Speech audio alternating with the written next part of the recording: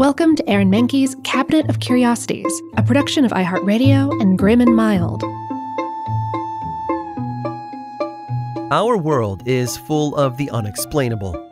And if history is an open book, all of these amazing tales are right there on display, just waiting for us to explore. Welcome to the Cabinet of Curiosities.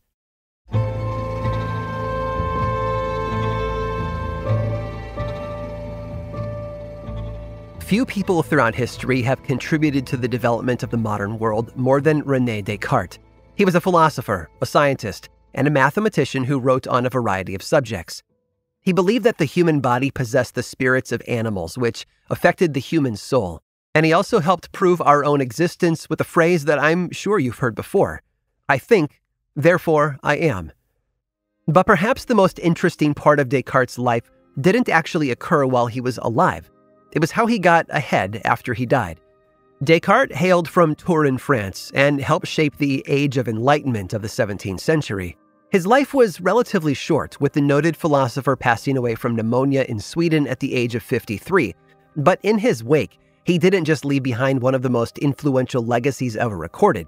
He also left a surprisingly tantalizing skull. You see, Descartes died at a particularly gruesome time, when the dead, especially dead celebrities, were not always allowed to rest in peace. Grave robbing and sales of remains were popular pastimes for people looking to make a quick buck. After his initial burial in a Catholic cemetery in Stockholm, Sweden, his body was transferred to the Saint-Étienne du Mont in Paris in 1666. But it wouldn't stay there forever. The French Revolution of the 1790s brought with it the fear of losing Descartes' remains forever, so he was dug up to be moved once again. However, the man who exhumed the body, an archaeologist named Alexandre Lenoir, noticed that he wasn't all there. Literally. All that remained of René Descartes were his femur, tibia, and some skull fragments. Lenoir absconded with the few bones left behind and fashioned them into a set of rings. But what happened to the skull? Well, while Descartes' remains were being reinterred in 1818, everyone noticed the missing cranium. And one man in attendance, a chemist by the name of Jöns Jacob Berzelius, happened to be visiting France at the time. He eventually returned to Stockholm and, a few years later, found out that a wealthy Swedish man had bought the skull at auction. This collector had allegedly wanted it as part of his eccentric collection of oddities, which he kept in what was called a Wunderkammer. A Wunderkammer, by the way, was actually one of the most appropriate places for Descartes' missing skull to end up. It's a German word that means Cabinet of Curiosities. Hey, how about that? Anyway, Berzelius met with the collector and persuaded him to part with the skull. It didn't take more than a quick glance for Berzelius to know that he now possessed the real deal. How? Because someone had gone to the trouble of labeling it for him. Written across the forehead was the identity of the person who had taken it from its grave, a man named Planstrom. You see, back in 1666, Planstrom had actually been tasked with guarding Descartes' body on its way back to France. However, he didn't really watch over it. It was more like he looted it, taking the skull for himself. After his own death, it was revealed that Planstrom had been in serious debt, and the skull was given to a brewer in Stockholm as payment for the money that he owed him. The skull was then passed down from father to son before making its way into the hands of various other owners.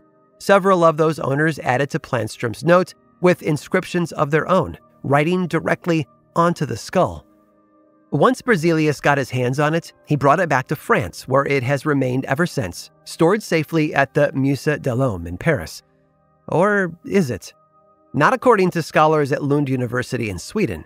They believe that the writing on the skull doesn't actually prove that it was Descartes. In fact, they claim it's proof that the object is certainly a fake. The real skull doesn't exist anymore. Well, not in one piece anyway.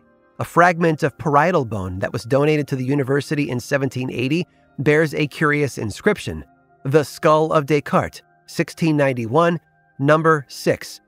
The number 6 seems to indicate that there are at least 5 other pieces out there, and perhaps more. In fact, researchers believe that Descartes' skull was a victim of a practice called skull blasting. This was a way of separating the cranial bones along their seams, or sutures. The result turned the skull into a series of individual bones that could then be sold to the highest bidders. It grew quite popular during the 16th and 17th centuries among vendors who trafficked in unusual goods. But even the authenticity of the skull fragment at Lund University is up for debate, leaving many to wonder what really happened to the philosopher's skull. And we may never get an answer. All we can do is philosophize. It was. Therefore, it might still be.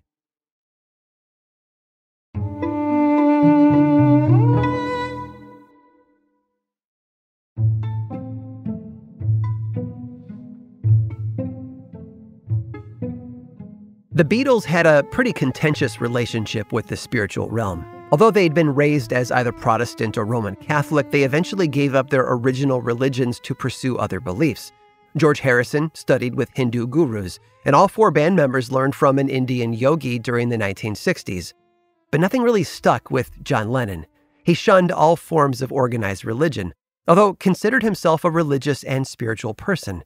In an interview back in September of 1980, he was quoted as saying, "People always got the image I was an anti-Christ or anti-religion. I'm not. I'm a most religious fellow." So it was no wonder that Lennon was someone who participated in non-traditional spiritual practices. For example, in the 1960s, he employed a personal astrologist named Alex Mardis, also known as Magic Alex. Magic Alex would consult the stars and provide insight into Lennon's future.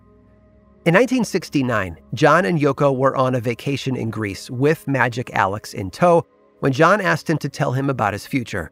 What would it be like? What would happen to him next? And Alex seemingly didn't know the Beatles would break up just a few months later, but he did have a premonition of something bad happening to Lennon. According to Magic Alex, the singer-songwriter was in grave danger. He was going to be killed by a gunshot on an island. The couple were understandably shocked by the prediction and immediately canceled their scheduled boat trip around the Greek islands later that week. John and Yoko returned home and continued to live their lives normally, eventually moving to New York City in 1971. Lennon then became an activist and an outspoken critic of the Vietnam War, which nearly got him deported by the Nixon administration. He had a successful solo career and even collaborated with legendary artists such as David Bowie and Elton John. But in 1980, he came face to face with his fate in a way that he never saw coming. That fate's name was Mark David Chapman. Chapman was born in Fort Worth, Texas in 1955 to a father in the Air Force and a mother who worked as a nurse. He had a rough childhood. His father was often abusive to him and to his mother, while he faced regular bullying at school. Chapman eventually moved to Georgia and found religion as a born-again Presbyterian. He got a job working at the local YMCA as a camp counselor during the summer of 1971 when he was 16 years old. He was beloved by both the kids and the staff.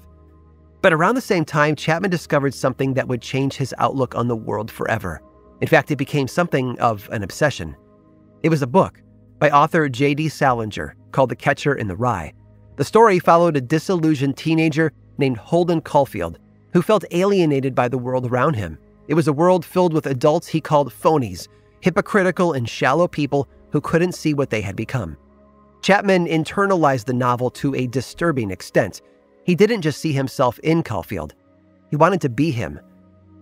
Chapman had been a big Beatles fan when he was younger, but resented John Lennon for a statement that he had made back in 1966 when he had called the band more popular than Jesus. The hyper-religious Chapman wouldn't stand for such blasphemous remarks. Lennon's hypocritical beliefs also bothered him. After all, Lennon was a successful musician with millions of dollars, yet he sang about living a life of peace without material things. Chapman traveled to New York City in December of 1980 and checked into the Sheraton Hotel. On December 8th, he exited the hotel, leaving his clothing and other belongings behind for the authorities to find later. He bought a new copy of The Catcher in the Rye at a nearby store and wrote the words, "This is my statement," on the inside. And then he signed it, Holden Caulfield. Chapman found his way over to West 72nd Street on Manhattan's Upper West Side. This was the home of the Dakota Co-op building where John and Yoko lived. Chapman hung out there all day, waiting to catch a glimpse of Lennon. He spotted both John and Yoko leaving the building as they headed to a recording session around 5 p.m. Chapman even got Lennon to sign a CD for him in the process. But hours later, around 11 p.m., he was still at the Dakota. The couple eventually returned from the studio, and as they entered the building, Chapman pulled out a .38 Special revolver and fired 4 bullets into John Lennon's back and shoulder. When the police arrived, they found the shooter sitting by himself. He was reading The Catcher in the Rye and willingly allowed them to take him into custody. Lennon sadly passed away from his injuries on the way to the hospital. The strange part was that John Lennon had known he was going to die, just not at that moment. He had been told 11 years earlier that he would be killed by a bullet on an island. What he didn't realize was that island would be Manhattan, and the bullet would be fired by one of his fans. I hope you've enjoyed today's guided tour of the Cabinet of Curiosities. Subscribe for free on Apple Podcasts or learn more about the show by visiting curiositiespodcast.com. This show was created by me, Aaron Mahnke, in partnership with How Stuff Works. I make another award-winning show called Lore, which is a podcast, book series, and television show, and you can learn all about it over at theworldoflore.com. And until next time, stay curious.